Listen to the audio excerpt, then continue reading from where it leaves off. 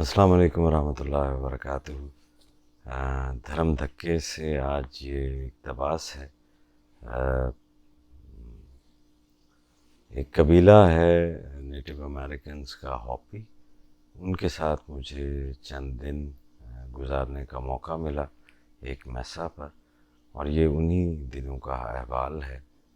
کچھ جانوروں کے متعلق جو ہے وہ اس میں گفتگو ہے، ایک الگ سا زاویہ نگاہ ہے، اور ایک رویہ ہے جو مجھ سے میرا جو ایک ریاکشن رہا کہ وہ آپ کی ایک خاص ذہنی بنت بن جاتی ہے کچھ امیجز کے ساتھ، اور اس کو توڑنا اتنا آسان نہیں ہوتا۔ بہرحال آج کا جو یہ دھرم دھکے کا اقتباس ہے وہ آپ کی نظر۔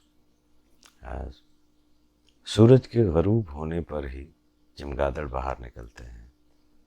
بڑا حوصلہ چاہیے اندھیرے میں اڑنے کے لیے، کمال کی پرسیپشن اور ویژن درکار ہوتی ہے۔ اگر ذات انسان عالم اصغر ہے یعنی مائکرو کازم ہے، اور یہ کائنات یونیورس عالم اکبر ہے یعنی میکرو کازم ہے، تو ان پرنسپل اصولی طور پر کائنات کی تمام موجودات اجمالی طور پر ہی صحیح اس عالم اصغر مائکرو کازم یا انسان میں ہونی چاہیے۔ اگر ایسا ہے تو پھر تم چمگادڑ سے کیوں ڈرتے ہو؟ اس سے کراہت کی حد تک نفرت کیوں کرتے ہو؟ اس سے خوفزدہ کیوں ہو جاتے ہو؟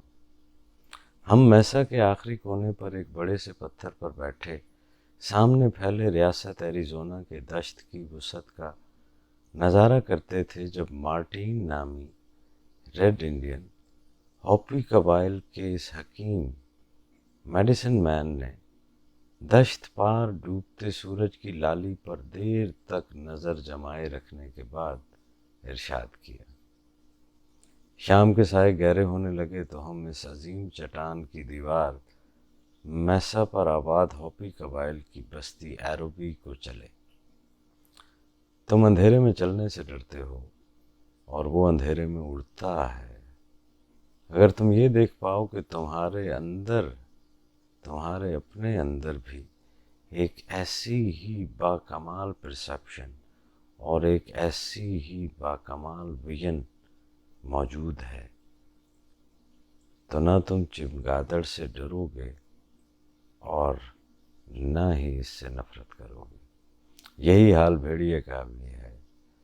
تمہیں اس کی سفاکیت اور خونخواری نظر آتی ہے، مگر اس کے اندر خاندان سے مضبوط رشتہ کی وفاداری نظر نہیں آتی۔ کامیاب شکار کرنے میں اس کی شرح شیرنی اور چیتے سے زیادہ ہے۔ انتہائی سمجھدار اور کمیونیکیشن کا ماسٹر ہے بھیڑیا، اور یہ کوالیفیکیشن ہی اس کی ڈسکوالیفیکیشن بن جاتی ہے۔ تمہیں ڈر لگتا ہے کہ اتنی کوالیفیکیشنز والے کو تمہارا دشمن کوئی ایول نہ لے اڑے، تو بجائے اس کے کہ تم اس کو دشمن کے خلاف استعمال کرو، اپنی کمزوری کے مفروضہ پر اس کو مارنے کے درپے رہتے ہو۔ لگتا تھا آج مارٹین میرے جانوروں متعلق علم کو ایک بالکل ہی مختلف اور نئی جہت دینے پر تلا تھا۔ ہماری سوچ کے خد و خال یا ہماری تھاٹ کے پیٹرنز اس حد تک ریجڈ ہوتے ہیں، اس حد تک رجت پسندانہ ہو جاتے ہیں کہ علم کے مفروضے پر جمع شدہ معلومات ہی نئی معلومات کو آنے سے روکتی ہیں۔ آپ کی جو پہلے سوچ ہوتی ہے وہی سوچ اس نئے آنے والی سوچ کی راہ میں رکاوٹ بنتی ہے۔ وہ جو کچھ کہہ رہا تھا اس میں وزن بھی معلوم ہوتا، مگر سوچ کی بنت ہی ایسی تھی کہ چمگادڑوں اور بھیڑیوں کے فضائل سنتے ہوئے اس معدوم ہوتی روشنی میں خود مارٹین ہی مجھے ایک بڑا سا بٹیرا نظر آنے لگا۔ ہڈیوں میں خوف نے رینگنا شروع کر دیا۔ مارٹن جو دن بھر ایک دوست کے روپ میں تھا، اب ایک سادہ سے مسلمان کے سامنے جانوروں کی روحوں پر ایمان رکھنے والا طاغوتی طاقتوں کا حامل جادوگر ایک شامان بن چکا تھا، اور قریب آتی بستی کی روشنیاں جہاں میں گزشتہ 5 راتیں بسر کر چکا تھا اب آسیب زدہ لگ رہی تھی۔ سوچ کی کال کوٹڑی بھی عجیب ہے صاحب، اس سے آزادی کا سوچتے ہوئے بھی انسان ڈرتا رہتا ہے۔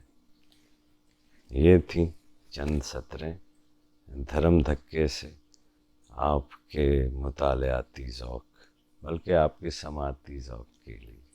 اپنا بہت خیال رکھیے۔ کریم سے التجا ہے کہ آپ کو خیر سے نوازے اور خیر بانٹنے کی توفیق سے بھی نوازے۔ السلام علیکم ورحمۃ اللہ وبرکاتہ۔